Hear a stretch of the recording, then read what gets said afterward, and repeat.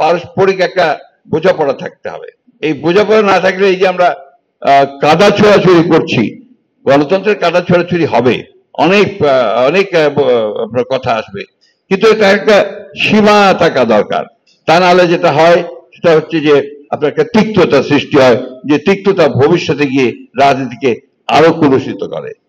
আসুন আমরা আজকের যে উদ্যোগ প্রেস ক্লাবের, আমি সেটাকে স্বাগত জানাই এবং আমি তাদেরকে ধন্যবাদ এই জন্য জানাতে চাই যে আমাকে তারা আবার একটা সুযোগ করে দিয়েছেন আপনাদের মাঝে আসার জন্য। যদিও এই প্রেস ক্লাবে আমার অভিজ্ঞতা জানতে চেয়েছিলেন আমাদের প্রেস ক্লাব প্রেসিডেন্ট, এই অভিজ্ঞতা আমি আর বর্ণনা করতে চাই না, কারণ এটা আমার জন্য খুব সুখের নয়, আনন্দের নয়। তবে এটাকে আমি ওই সময় স্বাভাবিক মনে করেছি, যখন আপনার গেটের বাইরে যাওয়ার সঙ্গে সঙ্গে আপনার এই লোহার বড় বড় হাতুড়ি দিয়ে ওই গাড়িটাকে পেটানো শুরু হলো, আমার তখন এই মুহূর্তে হয়েছিল যে আর বোধহয় জীবন্ত অবস্থায় ফিরে যেতে পারবো না। যাই হোক, ফিরে আছি, আপনাদের সামনে দাঁড়িয়ে কথা বলছি।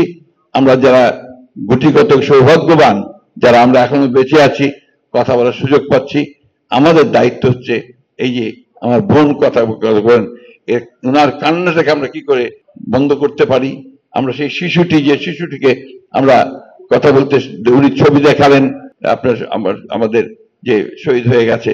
আরেকটা ছোট ছেলে কালকে আমার কাছে এসে হঠাৎ করে এসে আমাকে জড়িয়ে ধরেছে, ওর বয়স 6-7 বছর হবে। বলছে আমার মাথাটা না, খুলিটা নেই, খুলিটা প্লাস্টিকের, অর্থাৎ গুলিতে তার মাথার খুলি চলে গিয়েছিল। পরে ডাক্তার সাহেবরা সেটাকে প্লাস্টিক দিয়ে আর্টিফিশিয়াল খুলি তৈরি করে লাগিয়ে দিয়েছে। এর চেয়ে বড় ত্যাগ আর কি হতে পারে? আমি আসলে ওই জন্য মাঝে মাঝে একটু ইমোশনাল হয়ে পড়ি।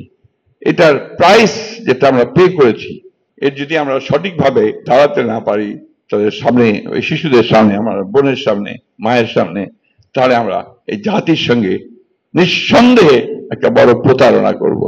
আমি আশা করব সেই পথে আমাদেরকে যেতে হবে না, আমরা নিঃসন্দেহে আমরা সামনের দিকে একটা সুন্দর বাংলাদেশের দিকে এগিয়ে যেতে পারবো।